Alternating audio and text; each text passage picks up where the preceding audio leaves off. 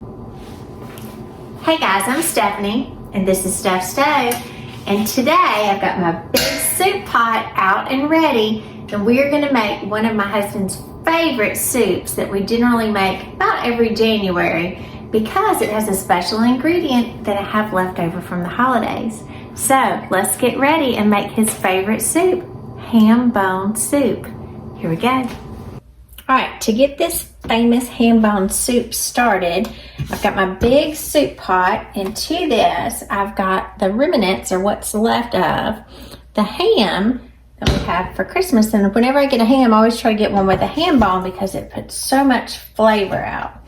And I've got a few little straggly pieces, and I'm going to put those in here as well because I don't want to lose any of those because this will be kind of chipped up when we're finished. So I'm just going to go ahead and take all those extras in there for that wonderful, wonderful flavor. And again, as I said, we normally have this in January because I always try to save my ham from Christmas because generally we do have ham at Christmas. And this is a soup that my Aunt Patsy, my sweet Aunt Patsy, this is kind of one of her creations that she shared with me many years ago. And the first time I made it, my husband absolutely loved it. And so he doesn't like to share it, but I'm sharing it with you. Shh. And to this, to the ham, I'm going to add, now her original recipe called for 5 cans of tomatoes, but I'm going to add 1 dice can, and this can is just a normal 14.5 ounce size. And then I'm going to add 2 of the 28 ounce size, which if you were adding these up, that would equal the 5 cans. But the larger cans were on sale, so I just got 2 of the larger because obviously 2 of the larger would equal 4 of the smaller.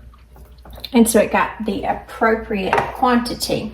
So what we're gonna do, splatter some back there, we are gonna turn our eye on medium heat, and we are gonna let the tomatoes and the ham cook together for about 30 minutes or so until the flavors start breaking down of the ham.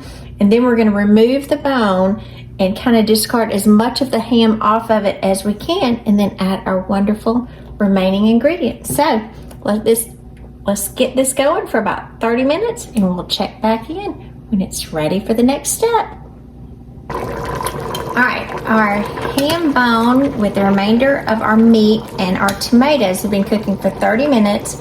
So at this point, I'm going to turn the eye down to low, and I'm going to try to lift this out very carefully. I've got a pan back over here, and as you can see, even from the back, the meat is starting to come away from the bone.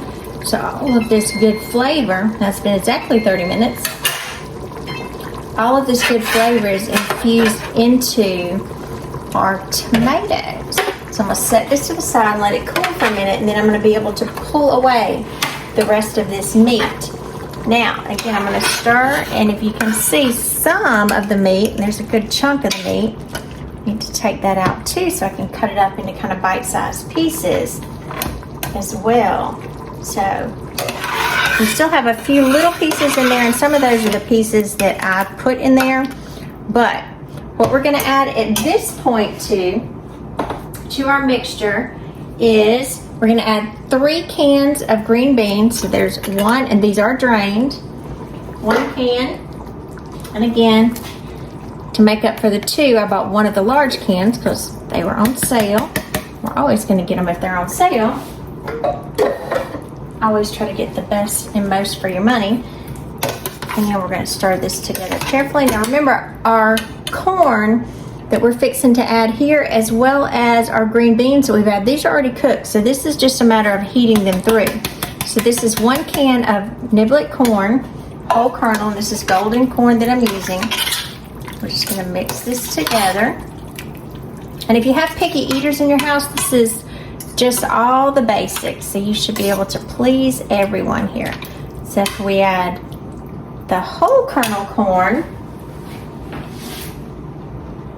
the next thing, the recipe calls for cream corn.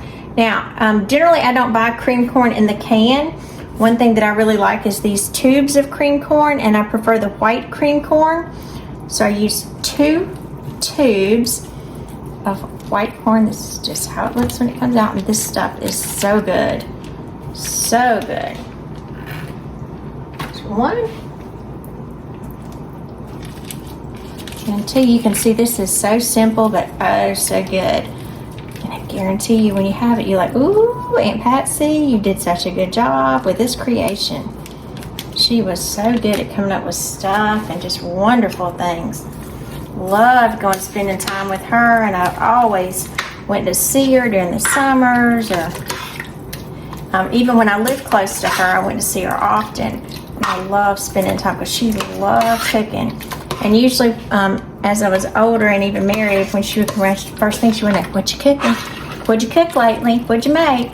So, if she were still around, she would be thrilled that I was doing this, and especially that I was sharing her ham bone soup recipe. She would be just beside herself with this. All right, now what couldn't get better already? We've got corn, green beans, tomatoes, and that wonderful ham flavor. But wait, we're not finished yet. The next thing we're gonna add is 3 russet potatoes that I've cut up and diced. Now, when I add the potatoes to these, generally I pre-cook these in the microwave just to give them a head start. And so I was draining the water off of them, and that way that they will kind of cook at the same rate as everything else. Or if you don't have the opportunity to do that, you're most welcome to just add it to the pot as it's simmering for the remainder cook time. It will cook through. So I'm just mixing this to get this well incorporated. And so you can see this is a thick, hearty soup. Look how pretty that is. Isn't that gorgeous? And you can see my husband just absolutely loves this. And he's kind of funny about it, to the fact that when I make it, I say, "Oh, I made a big pot of soup." And he'll be like, she didn't make anything. Because he just doesn't want to share it. Because I only make it usually about once, maybe twice a year at the most. But whenever I get a ham, I try to get a larger one with the bone and save it for this special soup. Makes me remember Aunt Patsy, and like I said, my husband loves it as well. So we're gonna let this simmer here for about 15 minutes, and in the meantime, I'm gonna come in and I'm going to take all of the remaining meat off the ham, get ready to add it back as we get ready to finish up this amazing ham bone soup. Alrighty, I've just finished kind of removing all the extra ham from my ham bone, and look how much meat that I still got off my ham bone. As you can see, my bone is pretty clean at this point, which is what I want. So I'm going to take this meat and add it back to the pot. Go ahead and try to get all this in here carefully.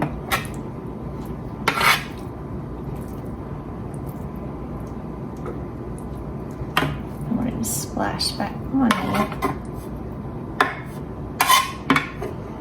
Alright, and then get this mixed up, and you can see this is still a very thick and hearty mixture. If when you're mixing it you feel like it's a little too thick, that's fine. We like it this way, but you can add about a cup or a cup and a half of water to thin it out just a little bit. And we'll need to continue to cook this, stirring frequently, because the last thing you want is the bottom of your pot to scorch, and it will ruin your soup, and you definitely don't want that to happen.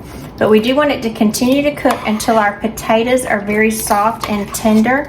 So I'm going to continue stirring from the bottom and mixing everything up. So about every 5 minutes I'll come through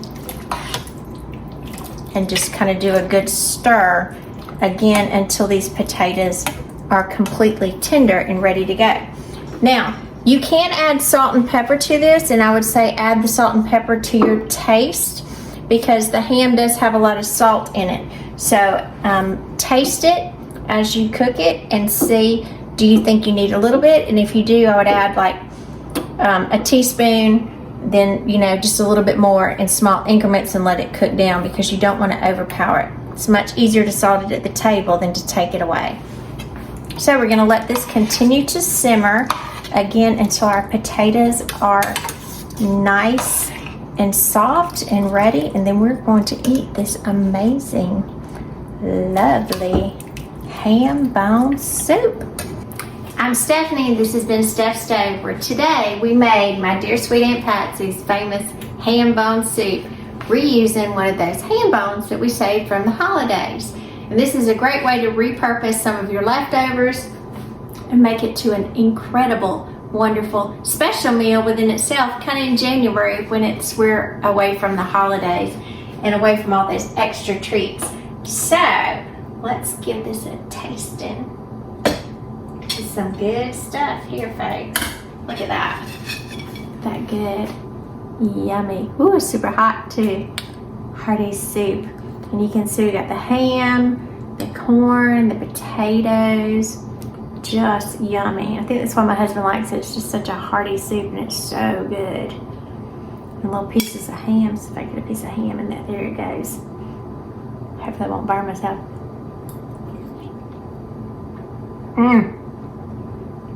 That ham flavor's all in it. Cooking that ham bone does something special to soup. I'm gonna finish that in just a minute. Delish. And I thought I'd share with you. This is the recipe that I shared, and I found on there. I had it September 4th, 1990. Remember, I went and spent a couple of weeks with my Aunt Patsy. And these are some of the things that she made while I was there, and I thought they were so good. I said, I gotta write them down. And she's like, well, I don't have a recipe, I just tell you.